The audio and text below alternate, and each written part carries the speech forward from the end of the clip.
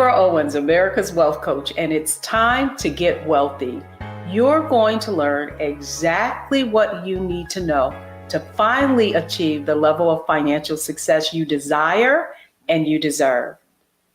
Today, it's all things crypto. So let me ask you, is cryptocurrency a fad that's high risk, or is it a burgeoning new asset class?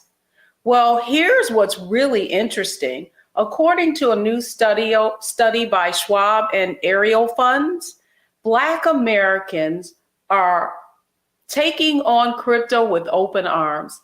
25% of African American households now own some form of cryptocurrency, compared to only 15% of white US households. And today I'm really excited because we've got someone here who's going to explain it to us plainly. She's Tanya Evans, an attorney and cryptocurrency expert, and she's going to help us know what we need to do to navigate the digital asset landscape. So here's what you need to know and understand about crypto. The first thing is that crypto is any form of currency that uses blockchain or a form of code. And you also need to know that there are different types of crypto coins that we hear about.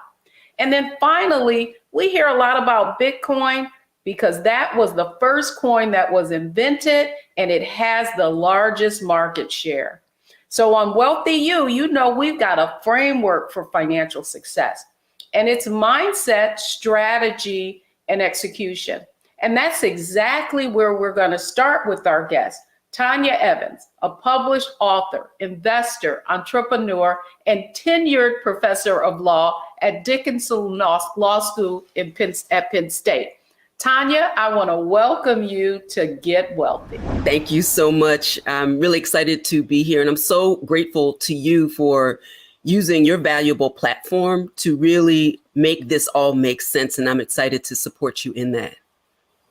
Well, that's exactly why you're here, because we want to make crypto make sense. And so I really want to help our audience understand what kind of mindset they need to have when it comes to investing in this new asset class.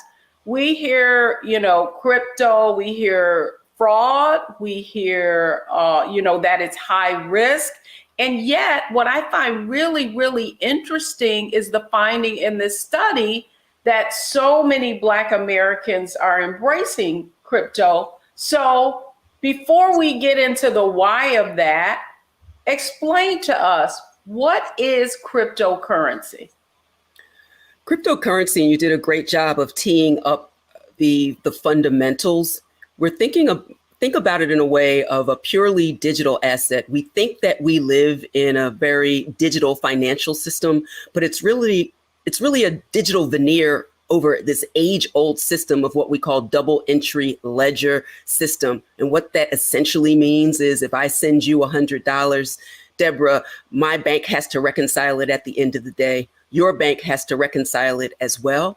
And a concept of what we call time to finality, when it's a final settlement of that transaction, doesn't take minutes or hours. It often takes days. Even though I see my money leave my account, you may not see it in your account for days. The time to finality with a purely digital asset like Bitcoin, or one of over thousands, actually, over 18,000 different coins and tokens, and that's just today, is the ability to move value quickly in a transparent way, globally, without the need for a bank or some other intermediary to facilitate the transaction from my wallet to yours. So it's almost like this is instantaneous. I can remember you one time explaining it to me like it's an Excel spreadsheet and people are and it's kind of like open. And so people are able to enter it instantaneously. But you said something really interesting that I think it's important for our viewers to understand. You mentioned coins and you mentioned tokens. Yes. So what are the difference between the two? Let me say two things. One, when we were talking about the ledger system, we have the cryptocurrency, but we also have the means of managing transactions and balances. That essentially is what a blockchain does, but it does it in what we call a decentralized or a distributed way. Ordinarily, one entity, one person is maintaining the ledger of transactions and balances, also known as the record of transactions and balances. With a blockchain, we have a record, but it actually is not stored in one place, but shared. The responsibility of maintaining it is shared by a network of computers around the world. So if 1,000 computers go down that are maintaining those records, but at least one still remains, there's a redundancy and a permanence of that information. And so I often use the example of an Excel spreadsheet, or a group text is an even better way to explain it. If you have 10 people on a chat or a text, and one person deletes it from their phone, as long as the 9 others, or at least one other person, still has the record of that communication persists. The same can be said by analogy to a blockchain that maintains the records of transactions and balances. To your point about coins versus tokens, I want us to get really clear about the terminology, because that's a part of our financial and fiscal education. A coin is a native asset of a particular blockchain. For example, Bitcoin records the transactions and balances of Bitcoin. It resides on the Bitcoin blockchain. But again, I said there are over 18,000 different types of coins and tokens. There are things called tokens that don't have their own specific blockchain record. And so those transactions and balances are actually recorded to another blockchain. A great example of that is the Ethereum ecosystem, the Ethereum network, also known as the Ethereum virtual machine. There are lots of different crypto projects that build within that ecosystem. They don't have their own blockchain, so they record their transactions and balances to the Ethereum virtual machine. And so that's a way to compare and contrast between a native asset of a blockchain or a token that is probably a relevant project, a tokenized representation of value, but doesn't have its own blockchain for its own specific transactions and balances. That's good. That's good. I mean, a lot of this, when I think of the whole cryptocurrency landscape, it's kind of like the wild, wild west.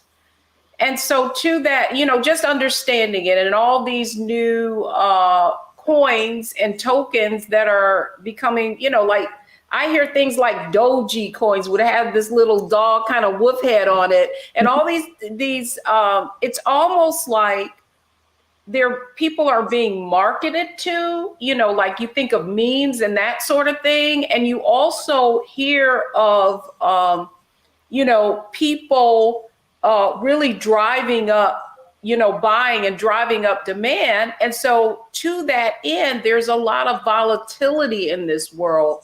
And so I really would love for you to what kind of mindset do I have to have if I am going to begin to look at cryptocurrency, not as a fad or some way to make quick money, but really is a part of my overall investment strategy, if you will? The mindset has to be one where you are responsible for your own finances and the outcome of everything that happens with that transaction. Not only as Black people, but people generally speaking have been, I'm going to use the word indoctrinated for lack of a better word. I don't mean to use such a charged word, but in some sense, there is a lot of education from the beginning about not trusting yourself with your money, not trusting yourself with your assets, not trusting yourself with your value. So very early on, it's about making sure that you may have a high income, but you're always going to rely on others in order to tell you what to do and when to do it. I'm a lawyer. I have financial advisors. This is not an either or proposition, but in order to succeed with any type of investment, you have to take it very seriously and understand the aspect of Kwanzaa, of self-determination. And also of this idea of cooperative economics in this space, because community is very important too. You said something a bit earlier that's really important about the pump and dump schemes. You're concerned that with thousands of different coins and tokens in the marketplace, you're concerned about the apparent marketing that leads to the dramatic rise and fall, also known as the pump and the dump of an asset, which can be very, very dangerous if you get caught holding the crypto bag, right? So that's a grave concern. But if you're chasing something speculative without a fundamental appreciation for what it is, the difference between the different types of cryptocurrencies, the mindset has to be in a sense of education. But I don't want to focus solely on education without also participation, because much of what I learned in the space was having enough skin in the game that it mattered so that I could see what is the movement, what is the life energy of a particular type of crypto. I focused at first on Bitcoin and then found my way to others. I'm not a heavy investor, but I absolutely have purchased crypto and I've earned it, and start to compare and contrast the differences. So fundamentally, education and the idea of autonomy and self-determination in the space is a critical component of success in the crypto space. Well, it's interesting you say that, because when I'm sure, I became aware of the aerial study based on one of your Twitter posts. I was not aware that that Black Americans, particularly young Black Americans, have really gravitated towards this investment. And many say that crypto was their first investment as opposed to the traditional asset classes like stocks, mutual funds, bonds. And so I'm really intrigued by that finding from the standpoint of, because the work that I've done most of my career has been to bridge that gap, to give access to those traditional investment vehicles. Do you think that the reason that African Americans are embracing this asset class is because of the decentralized nature of it and the easy access to it?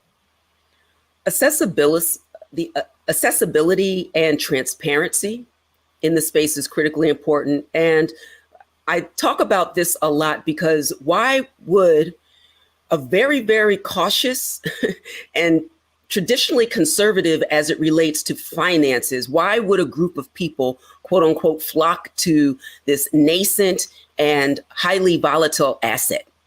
Why?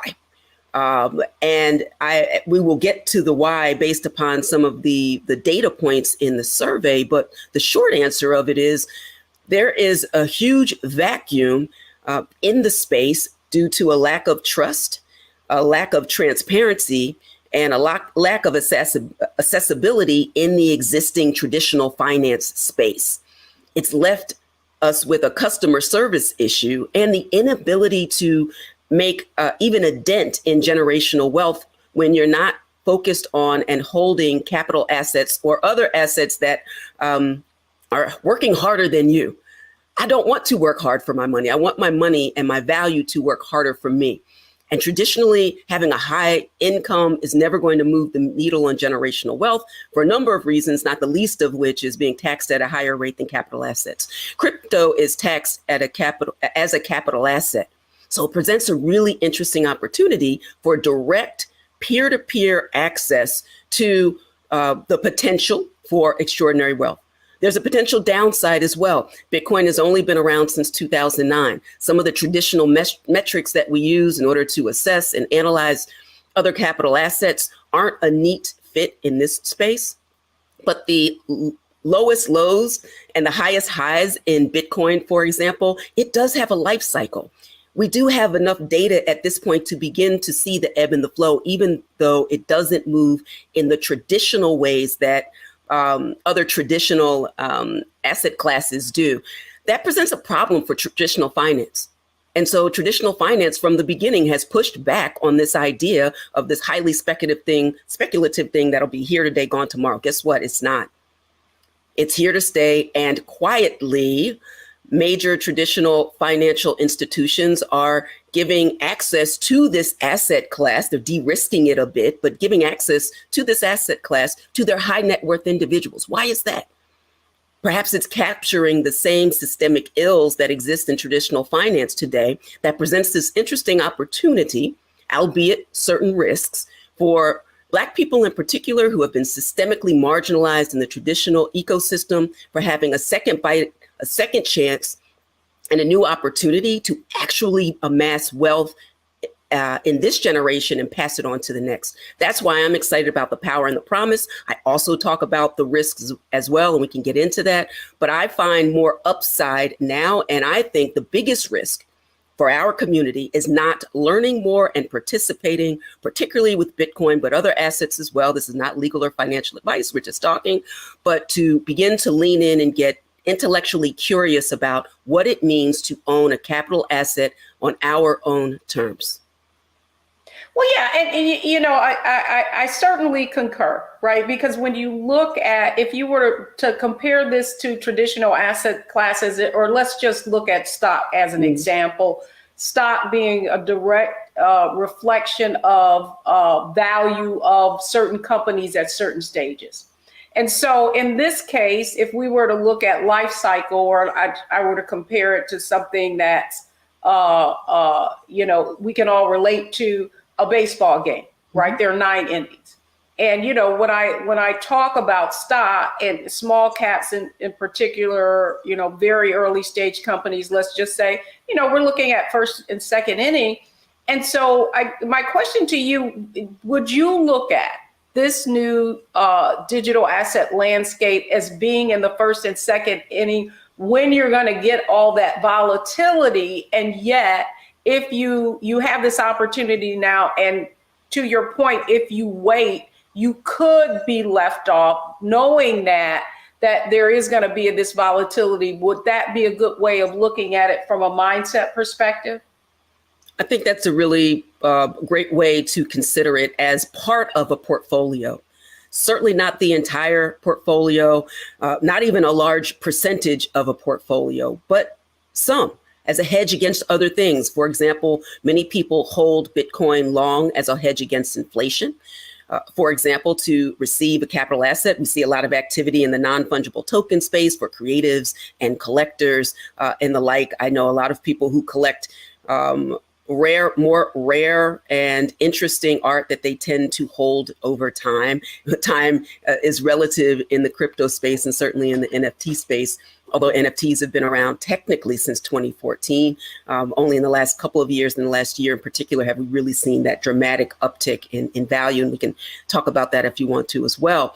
But even just the laundry list of what I just gave now shows that we should actually be talking about this asset class as crypto assets rather than cryptocurrencies. Is a bit of a misnomer because there are many crypto assets that don't function well as a currency, a medium of exchange, a unit of account, but maybe a store of value like Bitcoin because of the hard cap of 21 million Bitcoin. We actually circulating in the market currently, we already are at 19 million Bitcoin already in circulation. And so we've seen the value tick upwards when there is less of a supply and more of a demand. That's just market 101, right?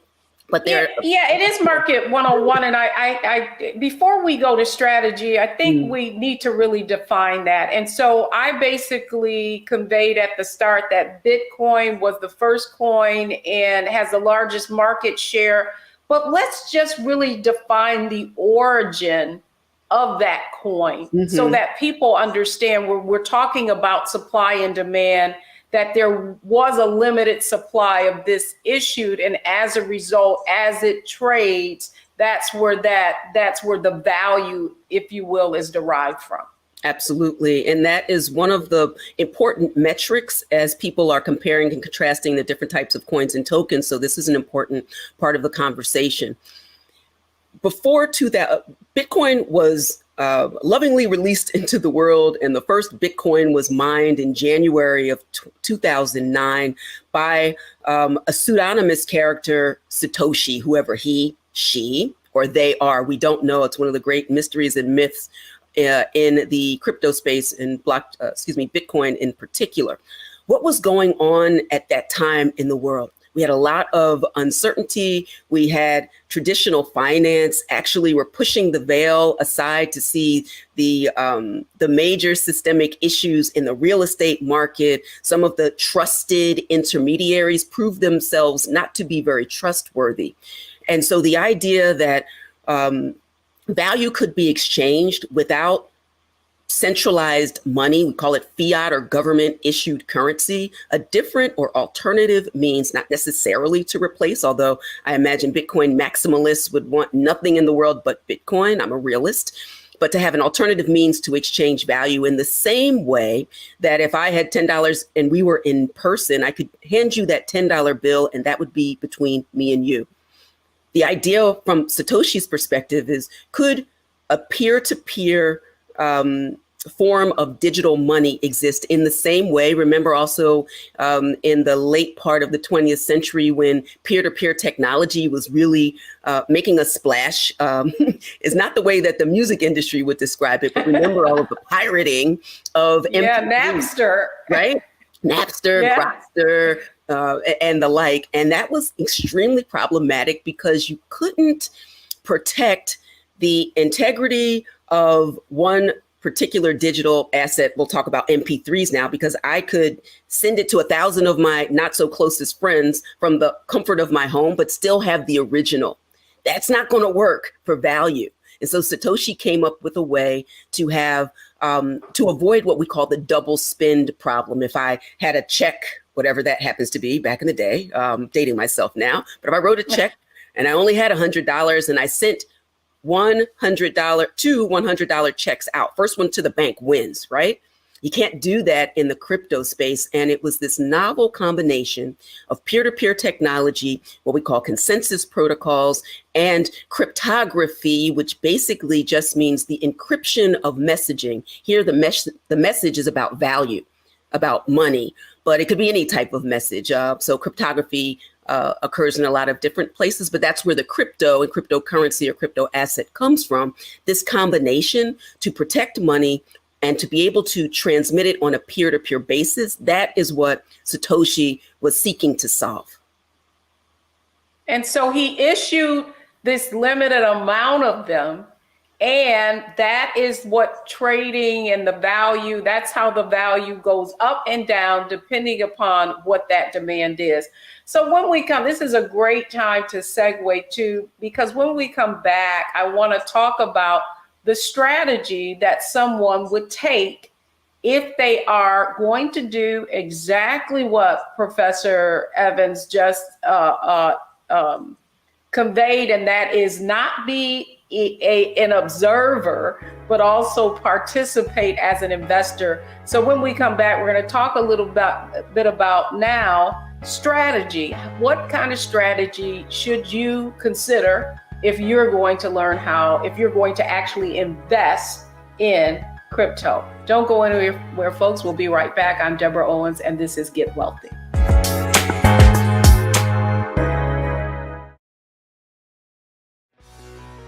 Let's be honest, as successful women, we're crushing it.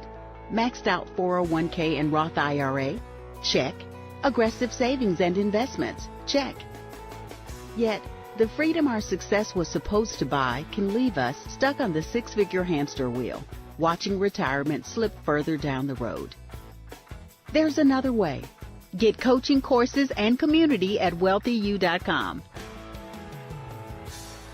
Pull up a chair, take your seat. The Black Tape with me, Dr. Greg Carr, here on the Black Star Network. Every week, we'll take a deeper dive into the world we're living in. Join the conversation only on the Black Star Network.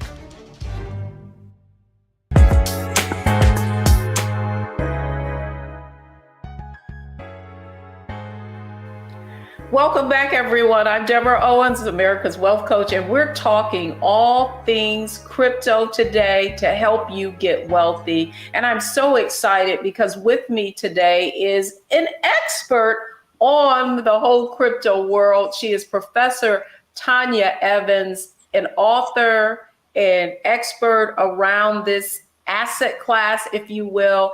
And I'm excited to be talking to her about it. Tanya, thank you so much for coming on Get Wealthy and having this conversation. I love chopping up, anything that has to do with investing or money. And so I wanted our audience to actually understand, where Bitcoin, that specific Bitcoin or coin came from. And now I want to shift a little bit to investing. Now, in actually investing in Bitcoin. So I talked about some of the stats around African Americans embracing this digital asset, if you will. Many saying that it's their first investment, so they've never invested in traditional assets, but yet they're being drawn to this. And I guess my concern, is the volatility of Bitcoin. Right. So we saw Bitcoin go from 65,000 back down to the 30,000s, if you will. With that's huge volatility. And so what word of, I won't say caution, but how should a novice, right, someone who's never invested in this investment, approach it, being that it has shown that kind of volatility in just the near term? Well, Bitcoin in particular, and it's a good example. When I first opened the proverbial doors and launched the Advantage Evans Academy, the onboarding platform with my courses from cash to crypto, and now decode the future of money and wealth, and some things in the NFT space, there are 2 or 3 consistent metrics as a matter of mindset that we talk about. One of them is time in the market and not timing the market. And it's the type of mindset that one pays perhaps to a retirement account. It's going to depend on your age and your stage. It's going to depend on whether you need access more immediately to liquidity, if you need access to cash, or you're investing for the long term. We call it in the crypto space hodling or hodling. It was an unintentional misspelling of hold that took on a life of its own. And so if you're a real OG in the space, you might say I'm hodling or hodling Bitcoin in particular.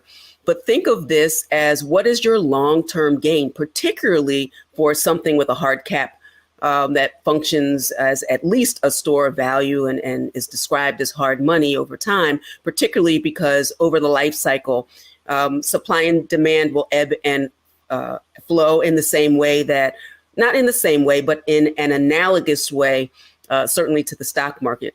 We'll look and it could be a sea of red on CNBC or some other metric. And it's like, oh my gosh, look what happened to stocks today. But over time, stocks are doing really, really well. The same could be said for Bitcoin. When my students started in 2020, they were buying at under $10,000 per coin. There is no one in my class crying over a pullback or a market correction from 66,000 back into the 40s, which is where we are at the time that we're having this conversation. Right. And particularly for those who are in it for the long haul, knowing that if this is what the value is when there are 19 million in circulation and new entrants into the space and many, many people holding for the long term, the access to Bitcoin is going to continue to reduce over time. People always ask me also, what is it backed by? And I turn the question back to them in terms of what is the dollar, for example, backed by? It's the full faith and credit of the United States. It hasn't been backed by gold for decades. So it requires, obviously, that there's enough in existence that people accept it, that merchants accept it, that it's recognized. And the larger the swath of people and merchants and governments that accept it and recognize it, the more value that will be injected over time. So that's Bitcoin. And those are some of the ways to think about it: time in the market rather than timing the market. Dollar cost averaging, or Satoshi cost averaging, we would say in the Bitcoin space, for example. A little set it and forget it over time is a much better way, so that you resist the urge to look at prices on a daily, hourly, or minute basis and think about what the long-term strategy. A final point there Once you hold a certain type of cryptocurrency, be it Bitcoin or Ethereum or other coins or tokens, you're able to access the value of that without having to sell it. How do you do that? In the decentralized finance space, where you can actually lock up your Bitcoin or your ETH or another coin and extract value. Maybe it is in dollars. Maybe it's in what we call a stable coin that is pegged to the dollar and is always $1, so that you can access capital or cash and liquidity in a way that you might do if you were getting a home equity loan on a home. You can access and leverage your crypto in that way. So that is an additional incentive to at least get very curious and educated about the space, to not only buy and hold long, but then to access the value there for other purposes, more immediate purposes in your life. Yeah, it's interesting the way you are, equating it to an overall investment strategies, just like you have stocks, bonds, asset, options, or I wouldn't call an option an asset because it is more short term, but, Fair. Precious metals or whatever, right? So I guess the point that you're making, Tanya, is that we need to look at this like we would any other overall strategy. And yet, in reading that survey, it's almost like, the traditionalists who are in traditional investment companies, certainly both Schwab and Ariel would fall into that category, were putting up a real word of caution as if, here was another kind of scam that, novice or African Americans could find themselves being taken by because of the volatility and risk. What would you say to that? It's a really important point, and I certainly respect Ariel Investments. Melody Hobson is president and co-CEO. She's been in the space and cares very much about our community and has done so for decades. She's also a Forbes over 50 lister, as I am. I have a great deal of respect for her and the work that she's done. And certainly Charles Schwab, full disclosure, I actually have assets with Schwab. So I'm also a fan of Schwab as well. I'm concerned with how the data has been extrapolated and analyzed to paint a picture or a narrative. And that's the interesting thing about data. The fact of a thing says little, if anything, about it in the abstract. You actually have to start to analyze and crunch the numbers. And there are a number of different analytical metrics and methods in order to do that. They've been doing this survey for over 2 decades now, really focusing on and with an agenda, and I don't mean that in a charged way either, but with a specific agenda to get the Black community more connected to traditional finance and to stocks in particular as a means of amassing generational wealth and sustaining that over the generations. A huge fan of that. I hold a lot of stock. I get all of that. But it's about crunching the numbers. It's about data interpretation, and that gets into correlation, that gets into the causation, like if then, it gets into what might be a mere coincidence. And we also are always, myself included, are viewing data points through a bias. I have a confirmation bias in one way. I believe they have a confirmation bias in another way. Our ultimate goal is actually the same, to empower the Black community. And this type of survey has such power. I want us to be cautious about if this is risky and more Black people are doing it, and we are not as educated about finances writ large and specifically this type, that means this is bad, run the other direction. I think there's a huge risk in actually doing that, casting and categorizing crypto, first of all, lumping it all into one basket and throwing it out with the bathwater. I think that we need to take a pause, get very curious and serious about not missing this opportunity. We've missed so many, sometimes and most often actually by people who don't want us to win, don't want us to participate in this process. But guess what? This process is disintermediated. What does that mean? The intermediaries or the gatekeepers that keep us from participating no longer exist. The biggest gatekeeper might actually be our lack of education in the space and the red flags without a more balanced and fair approach to and discussion of the power and the promise of crypto assets generally, Bitcoin in particular, and certainly decentralized finance for our community. No, I wanted to, because I read I was reading the kind of executive summary, Yes. and that is when the narrative of those numbers really come to bear. And I was seeing this red flag and word of caution. But what we do know, and what I have experienced just being in this whole financial education space for as long as I have, is that when you aren't participating in it, then it's very difficult for there to be, so my point is, the more you pay attention, right? And so I do feel like it is necessary for our community to be participants in this digital asset class. I do think that you're doing a great job yourself in the work that you're doing, not only as being a kind of expert and go-to person as it relates to cryptocurrency and all the other, kind of esoteric things around there, but also that you started an academy to help people, to educate them so that then they can make sound decisions, as opposed to you being this person who's selling these products. And so you have sort of a vested interest in that. And so to that end, when we come back, what I do want to talk about is execution. And so I'm listening to, our audiences, you're listening to us and you're wondering, so yes, I hear that more people are investing in it, but if I wanted to actually get in the game, get into buy cryptocurrency, how do I do that and how to do it responsibly? That is our next, on our next segment, that's what we're going to talk about, how you can actually execute on what we're talking about today. All things crypto. Don't go anywhere, folks. We'll be right back.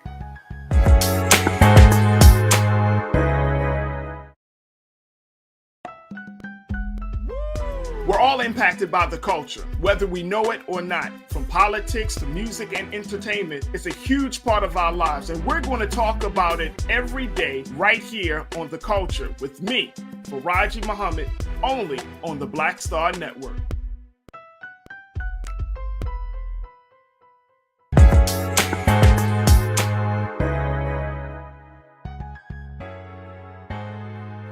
Welcome back, everyone. I'm Deborah Owens, and we're getting wealthy, and we're learning a lot about cryptocurrency today with our guest, Tanya Evans. She's a tenured professor at Penn State. She also founded Anage Evans Academy, where she's actually teaching folks about how to navigate this asset class, cryptocurrency, and that's what I want to talk about now. So how do you actually execute on everything that we discussed today? How do you actually invest in cryptocurrency? And so Tanya, Professor Tanya Evans, thank you so much for everything that you've been sharing with us today, because that's the point, the next phase that I want to talk about. Mindset. I know I've got to look at this as something that is new, but I can strategy. I can, look at this as a part of my overall investment strategy. And now I'm saying, okay, I want to get involved in this. How do I, if let's say I've got, a few $1,000s that I just, nothing that is going to, cause any kind of financial jeopardy, but I actually want to invest, and maybe I want to start with a Bitcoin. How do I go to my regular investment company? I know that I've heard that all investment companies don't necessarily allow you to buy Bitcoin. That's correct. And the blessing and the reality, I was going to say curse, but I don't believe in that. But the blessing, but also the responsibility, let's use that word. The responsibility is that you can directly access with a few important steps. The user experience and the user interface in crypto is early. So it's a little clunky. There are more steps than there should be now. It's better than it was yesterday, and it'll be better tomorrow as people continue to innovate in the access points for crypto. When you go, this is the reason I call my course From Cash to Crypto. Think of it as exchanging one for another. You're going to exchange $1 for $1's worth of Bitcoin, one of the or other cryptocurrency. One of the benefits in the crypto space is you can fractionalize your purchases. It doesn't have to be an all or nothing proposition. So don't wait until you have $44,000 or $66,000 for your first Bitcoin. You literally can open up something like Cash App that's been in the game for a minute and go to like the third or fourth tab and literally buy Bitcoin. Just if you How do I know if it's Go ahead. but you know, okay, so I'm glad you said that. It has gotten a lot less clunkier, and certainly some apps that folks are already familiar with, they can access this Bitcoin or a coin, if you will. However, how do I know if it's safe? You go, so this is where the issue of trust comes in. And if you know nothing about the space, don't start by using your favorite browser or search engine to find it. There are so many different scams. Scams, actually, even in my own name. I want to use this opportunity to say, I wish you peace and blessings, but I'm not going to slide into your DMs to say that. I promise you I have other things to do with my time than to slide into your DMs to say, hey, how you doing? And do you want me to invest for you? I'm not an investor. I barely invest for myself. I certainly don't invest in others. I am a lawyer. I'm an educator. I'm licensed in 4 states. I'd like to keep it. I've been practicing for over 25 years. I'm an educator in the space. And so there are a lot of scams, but think back to all of the scams. Some of them still exist, unfortunately, today with email. I was getting a lot of emails that said, send $1 million to the king of Zamunda. That wasn't a problem with electronic mail. That was the scam. We didn't throw out dollars because they were asking me to send them dollars. In the same way, it's not necessarily an issue with crypto. It's scammers. Scammers are going to scam. That's a tweetable moment. But what you do is to focus on the legitimate operators in the ecosystem, and that is going to require education. You can certainly tweet me, you can come to Advantage Evans, you can rely on trusted news sources like CoinDesk, for example, coindesk.com. That is one of the most trusted news sources in the space. They do top 10 lists of 2 important areas. You want to focus on having your own crypto wallet. It's like having your own bank account, or literally the wallet where you keep your personal balance sheet of transactions and balances. It's the way that you communicate information about I'm sending, I'm buying to the relevant blockchain. And then the other space that you have to get more familiar with are the legitimate exchanges in the space. So not only going from cash to crypto, but crypto to crypto. It's a place where we call onboarding and offboarding. When you're onboarding into the crypto ecosystem, you are going from some government issued currency into crypto. When you are offboarding, you are selling your crypto, quote unquote, cashing out and pulling it back into the relevant fiat, again, government issued currency.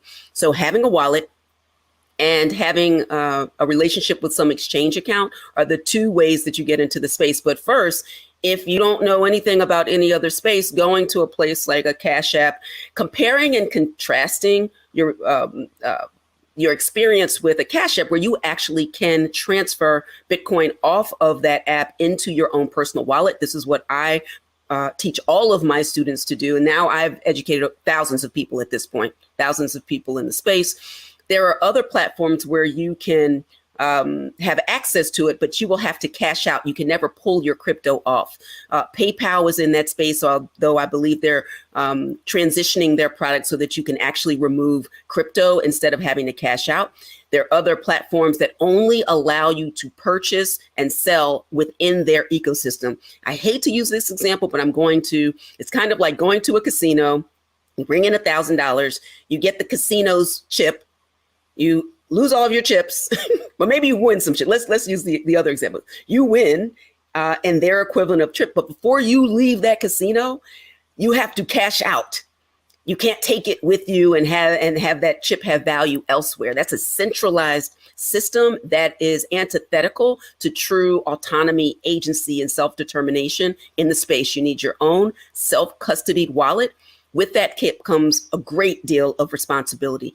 You lose access to that wallet and don't have a way of reinstating it, you are out of luck. So to your original point, Deborah, never invest any more than you have actually to lose in the space, because there can be many pitfalls in ways that even as a matter of managing your own money, you could lose access to your wallet, to what we call the seed words to protect your wallet. You can't call anybody. This is the unregulated space, or the unsupported space now that people are concerned about. What happens if I lose mine? There's no customer service to call and say, I'm going to want my money back. With a few limited examples, this space is not FDIC insured. And so some of the institutional protections people have traditionally relied on don't exist in this space. It's about you trusting yourself and managing your value. And that is a mind shift for sure. Yeah, it is a mind shift, Tanya. And so I want to go right into how would our viewers analyze, optimize, and maximize getting into, adding this to their overall investment strategy. And so, Tanya, first of all, you talked about resources. One you mentioned was CoinDesk being a repository, if you will, of credible information. Yes. Are there any other platforms that you think could be useful to someone just getting their, kind of toe into the water into crypto? Yes, one other space that is an aggregator of information that is free. They don't have a dog in the fight. They are literally a gigantic aggregator of every data point in crypto, and that's Coinmarketcap.com. Coinmarketcap.com. And I would never use a search engine to search for a particular project. We were talking about tokens earlier, and you can a token project could be as simple as someone throwing up a website encouraging people to buy, pumping, and then dumping, call it a rug pull, here today, gone tomorrow. That happened a lot in 2018, 2019 with the initial coin offering or ICO boom and bust, and that's always going to be of concern. So I would never search online. I would go to Coinmarketcap and find one of the 19,000 different types of coins and tokens, and all of the historical data is sitting there as well. So it's not accurate to describe the space of being completely without metrics when we have an entire database that has all of those metrics from crypto, from non-fungible tokens, also decentralized finance. And that is a great way. It also has a really great learning tool that's free as well. I onboard a lot of my Advantage Evans students with CoinMarketCap as well, so that they begin to check it every day just for the information, not to track the prices per se, but to know enough about things that they're interested in, and also go through the learning process there to get familiar with terminology and the cyclical or non-cyclical nature in some cases of different types of cryptos. And then okay, so I'm going to go to, maybe I look at Cash App or a reputable place that is allowing me to actually invest in Bitcoin. And I say invest, not buy.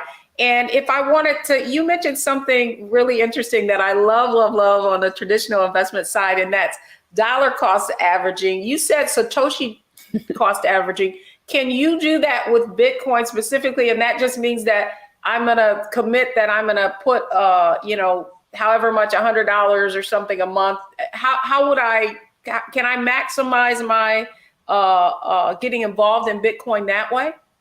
Absolutely. There are a number of both, and I'm going to explain what I'm about to say even further. With wallets, you can have different types of wallets. One that is an app that's based, app-based, or online in some respect. We call that a warm or a hot wallet. And then you have cold storage Trezor, Ledger. My students use Ledger, but they also have Trezors and some others. And that's a way of managing offline. So there's an additional layer of protection. And then again, we have exchanges. In almost all of those areas, and certainly with exchanges, you can create daily, weekly, monthly, quarterly, biannually, annual buys at a certain set it and forget it amount. And that's going to be critically important to do a little bit over time. Again, not timing the market. What day is something going to go up or down? Unless you're a trader, you're a day trader, swing trader. That's not my ministry. I'm invested in long-term investment where my assets are working harder than me, and I have something at the end of this wonderful life to pass on to my relatives so they can continue the process. That's long-term. That's a long-term strategy. I don't have a short-term strategy, although there are some really great people operating in that space. The challenge in that respect is that the crypto market is a 24/7, 365 global market. There is no holiday. It doesn't go down. It's the blessing and the challenge in the space. And the final point is about the Satoshi. The Satoshi is the smallest unit of Bitcoin in the same way that a penny is to $1. It's not a 1-for-1, so it's not 100 to 1, but Satoshi little s instead of the Satoshi, it's obviously it's an homage to the creator. And so this idea of Satoshi cost averaging over time is a really great strategy for a hard capped asset like Bitcoin, but also can be good for amassing other types of coins and tokens as well. I so love the way you give the backstory on this so that people can connect the dot. And then finally, analyze, optimize, maximize. If you were someone and you're taking in all of this information, if I actually wanted to maximize on getting exposed in this marketplace, what is the most impactful advice you could give to our viewers just around understanding how this fits in their overall financial picture? The best thing that ever happened to me was actually entering very reluctantly. Remember, I'm an attorney, so I'm trained in the art of critique and pointing out all of the things that can go wrong and then writing a 30-page memo about it, warning you of all the pitfalls. So this is my mindset even to this day, but I also would be remiss if I was not training the next wave of lawyers to be conversant in this language, and certainly empowering this next generation and the generations to come to really move the needle on generational wealth. So that's kind of the context. Learning as much as you can, as early as you can. Please, I have everything that ranges from free webinars to white glove one-on-one onboarding, depending upon where you fall in. I have a club at a low cost. I have on-demand courses as well that you get in for 90 days. You come in and join us in the club as well. I have cohorts throughout the year. I'll probably have one this summer. You can find all of that information at advantageevans.com. But what we have to do now is just to recognize that we have to prepare for the future today, that the seeds that we plant as a matter of value, but also of education about finances and about value and about the energy of money and money as a tool, not something that we chase from a mindset of lack, but here is an opportunity. We've talked about reparations. We've talked about the presence or absence of generational wealth opportunities. We've talked about distrust with traditional finance. And now we have this new thing where all of the intermediaries, be it government, be it racism, be it traditional finance, some things that are just hardwired into the American experience. And there's the opportunity to learn about another tool that gives an advantage where most people who have amassed wealth in this country and around the world are not participating in crypto. And yet here we are talking about it. And here they are actually offering it to their high net worth individuals, but not across the board to all of their customers. Why? Ask that question and figure out what are the trusted sources of information in this space. Be very cautious. If it sounds too good to be true, it probably is that we don't throw that out just because we're in the crypto space. But I use myself as my own personal example. The way that I amassed many of my positions in the space was actually not buying it, but earning it. I served as the chair of the Maker Foundation, which was providing oversight to the Maker DAO. DAO stands for Decentralized Autonomous Organization. It's a major player in the DeFi space. What I had to learn and at the same time unlearn about the current system helped me to see the opportunity in DeFi. As a lawyer, I want a proper regulatory and legal framework that calibrates between protecting consumers and investors, but also supporting the type of innovation that actually does what this great nation actually promises, that there's enough and is good, that there's equity, equality, and opportunity for all. Ironically, we have not had that experience to date. There is an opportunity to do so in the future of money, but it's only if we prepare for it today. So focus on education. What I tell my students, learn while you earn, because it's a little bit over time. And every time you learn something new, there's a new opportunity, and knowledge is power, particularly knowledge about your finances. I totally agree. And I'm so excited that you came on to really educate us, Professor Evans, about what it means to lean in, even though you're not comfortable. I cannot say it enough that, knowledge is power, but even more importantly, knowledge correctly applied is power. And so I'm so glad you joined us on Get Wealthy today. Thank you so much for coming on. Thank you. All right, don't go anywhere, folks, because when I come back, I want to share with you the 3 takeaways from today's show that you can put into action.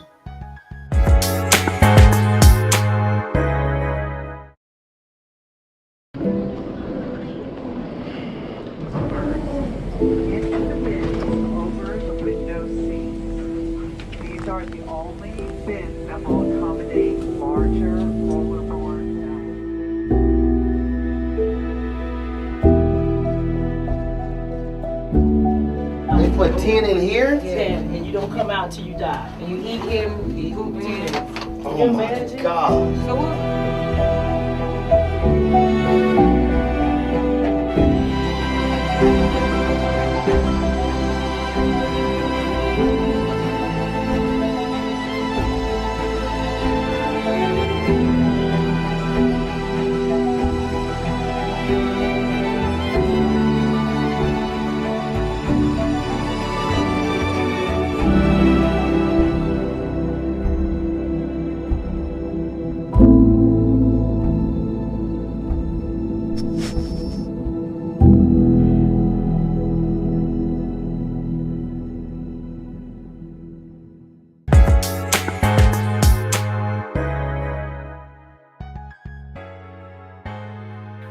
Welcome back. Well, it's the end of the show, but I hope you learned a lot from today's episode about cryptocurrency and what you need to know to get involved. And so these are our 3 takeaways from today. You should be a bit more educated. Number 1, cryptocurrency is a digital asset secured by blockchain or computer code.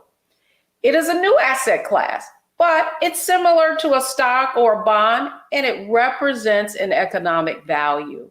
And then finally, it is early stage, and we talked about that. And so higher risk, higher volatility. But the way you mitigate risk, the way you de-risk is through knowledge. And so that's going to do it for me on this episode of Get Wealthy. Thanks so much for joining us. I'm Deborah Owens, America's Wealth Coach. Thanks for joining us today.